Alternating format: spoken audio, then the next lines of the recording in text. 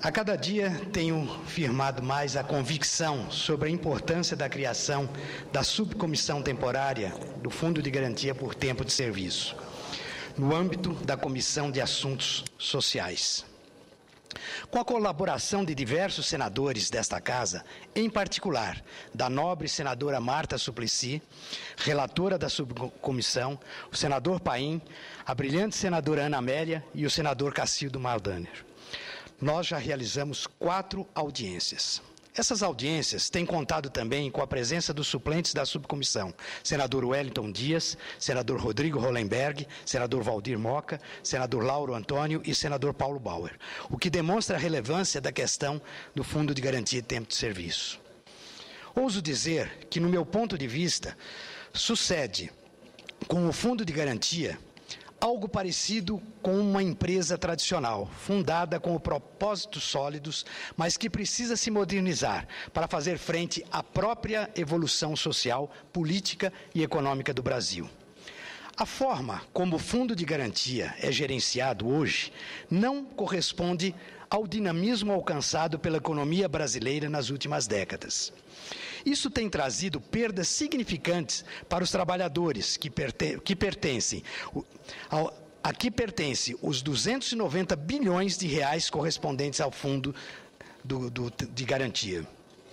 Não me parece prematuro dizer que o FGTS, a exemplo de outros aspectos da economia brasileira, como o spread bancário e a dívida pública dos estados e municípios, mereça uma reengenharia. Se essa reengenharia do Fundo de Garantia não for feita, o fundo vai permanecer parado no tempo sem acompanhar as mudanças no mercado e as próprias demandas do trabalhador.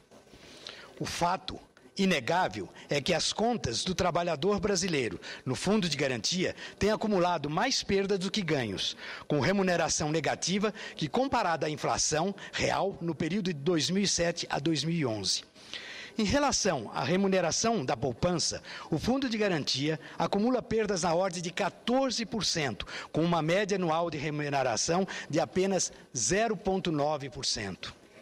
Veja bem, senadora Amélia, que tenho plena consciência da função social do Fundo de Garantia do Tempo e do Fundo de Investimento do Tempo do Fundo de Garantia. Creio que ninguém aqui haveria de questionar os benefícios proporcionados por essa importante ferramenta de financiamento da habitação no Brasil. Tenho plena consciência também da importância dos investimentos em saneamento básico. De fato, se investirmos R$1 em saneamento, economizaremos R$4 na saúde. Mas há um fardo maior sobre essas cotas do trabalhador. Há um desequilíbrio a ser corrigido, sem colocar em risco, com certeza, a viabilidade do fundo. E essa correção envolve também o spread bancário praticado pela Caixa Econômica Federal nos financiamentos da casa própria, com recursos do fundo. Não se pode permitir uma perda para o trabalhador na ordem de 123 bilhões de reais entre 2003 e 2012. Quando se leva em conta a taxa referencial, TR, aplicada na correção do Fundo de Garantia, comparada ao Índice de Preço ao Consumidor Amplo, IPCA, não se pode permitir, tampouco, que os recursos do Fundo de Garantia sejam desviados para o BNDES para fins não previstos em lei. O foco do Fundo de Garantia deve permanecer, sobretudo, na habitação e no saneamento. Quero me referir também às diversas intervenções realizadas nas subcomissão. Vai ficando claro, sobretudo, para os gestores do Fundo de Garantia, que as taxas de remuneração se justificariam se, em razão dos benefícios indiretos proporcionados aos próprios trabalhadores, como subsídios no financiamento da casa própria, para as famílias de baixa renda. Também ficam nítidos os expressivos números resultantes da aplicação dos recursos do Fundo de Garantia na economia nos últimos anos. 492 mil unidades habitacionais construídas no Brasil, mais de 13 milhões de empregos gerados e 19 milhões de famílias beneficiadas. Mas ainda existe um problema grave, também porque não me parece razoável que o Fundo de Garantia seja responsável por 82% do subsídio proporcionado para o financiamento a famílias de baixa renda. Por quê? Por que os trabalhadores brasileiros não podem carregar sozinhos os custos da Fundação Social do Estado, em particular no que tange à habitação para as famílias de baixa renda e ao saneamento básico? Ressalta-se que boa parte dos recursos investidos na Minha Casa Minha Vida vai para o setor privado, que também obtém lucros bastante favoráveis com a venda de casas populares. Quem acompanha a vida no interior do país sabe muito bem o quanto aumentaram os custos, os preços de terrenos e até mesmo de pequenas cidades, exatamente pela demanda oriunda desde a implantação do programa Minha Casa Minha Vida. O certo é que os trabalhadores brasileiros não podem arcar com ônus de empréstimos a fundo perdido para esse programa. Só no caso Minha Casa Minha Vida foram 5,3 bilhões de reais a fundo perdido. Em relação ao financiamento do BNDES, esse argumento é ainda mais forte.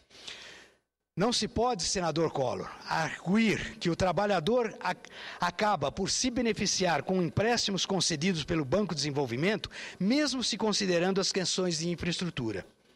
Senhoras e senhores senadores, na subcomissão estamos buscando encontrar um caminho para trazer mais benefício ao trabalhador brasileiro, oriundos das contas do Fundo de Garantia de Tempo de Serviço. O mínimo que poderíamos fazer nesse sentido é dividir os lucros independentes de beneficiar o trabalhador que recebe até 4 salários mínimos ou mais. Além disso, o governo já passou da hora de fazer a sua parte no que tange aos subsídios para Minha Casa Minha Vida. O fato, senhora presidente, é que tem ficado claro na subcomissão a necessidade de rever as bases de remuneração e distribuição de dividendos do Fundo de Garantia. Cremos que diversos projetos em tramitação dessa Casa devem contribuir para esse fim, entre os quais destaco o da nobre senadora Marta Suplicy, o do ilustre senador Paulo Paim e do senador Paulo Bauer. Nós temos certeza de que, ao final das audiências da subcomissão, teremos uma resposta firme ao Brasil e aos titulares da conta do Fundo de Garantia, de modo a fazer justiça ao trabalhador sem colocar em risco o equilíbrio do Fundo de Garantia. O Fundo de Garantia precisa sintonizar com a dinâmica economia do mercado brasileiro. Pois não, concedo com prazer a palavra ao senador Wellington Dias. Senador Ciro Miranda, eu quero primeiro parabenizar por trazer esse tema ao plenário e parabenizar pela condução com que Vossa Excelência, como presidente, a senadora Marta, como relatora, estamos tratando na nossa subcomissão desse importante tema. Veja, ele tem tudo a ver com o que eu acabo de relatar. Nós consideramos baixo no Brasil a remuneração do FGTS em 3% ao ano. Veja como é que é a cultura do juro elevado, né, que nós construímos ao longo de décadas no nosso país. O que eu acho que, primeiro concordar com Vossa Excelência, eu acho que uma saída possível é essa de que parte da renda auferida a partir da aplicação do FGTS seja considerada remuneração para o trabalhador. Isso, principalmente, nos próximos... A partir do 3º ano seguinte às aplicações do Minha Casa Minha Vida, em 2014, termina a conclusão dessas aplicações. Então, a partir daí, eu acho que vamos ter uma condição de uma renda muito considerável. Mas eu insisto que a gente tem que trabalhar para que as outras taxas de juro desçam para casa de 3%, porque é assim que faz o Brasil virar um país civilizado. Mas eu queria parabenizá-lo pelo tema e dizer que estamos juntos lá na construção de uma saída.